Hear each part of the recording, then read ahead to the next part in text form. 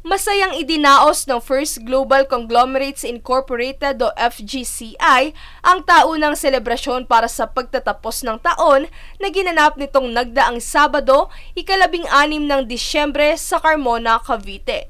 Ang year-end party ngayong taon ay hango sa temang Hawaiian kung saan ibinida ng mga stakeholder at imbitadong guest ang mga makukulay at kaaya-ayang kasuotang Hawaiian.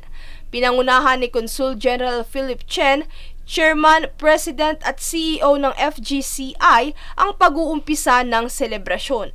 Kabilang din sa mga panauhing pandangal ay ang Vice Chairman ng Global Satellite na si Dr. George Chua, Resident Representative ng Taiwan ROC sa Pilipinas na si Ambassador Wallace Chow, Ambassador ng Malaysia sa Pilipinas, His Excellency Dato Abdul Malik Melvin Castellino, former Senator Gregorio Gringo Honasan at marami pang iba.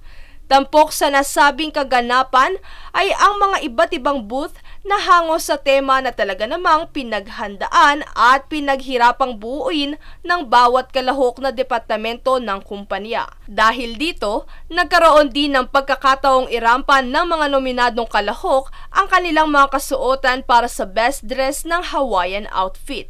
Bukod sa mga booth at ilang mga kaganapan ay hindi rin nagpahuli ang bawat departamento nang ipamalas nila ang mga inihandang mga group performance para sa pagdiriwang. Siyempre, hindi rin mawawala sa pagtitipon ang masarap na salo-salo na sinabayan pa ng awitan at performances ng mga invited Viva artists tulad ni Jeremy Trangia. At syempre, ang kumumpleto sa araw ng madla ay ang anticipated guest, ang isa sa mga Heartthrob TV host, aktor at model na si Sian Lim. Winner na winner din ang experience ng mga nag-uwi ng kanya-kanyang premyo mula sa mga raffle prizes.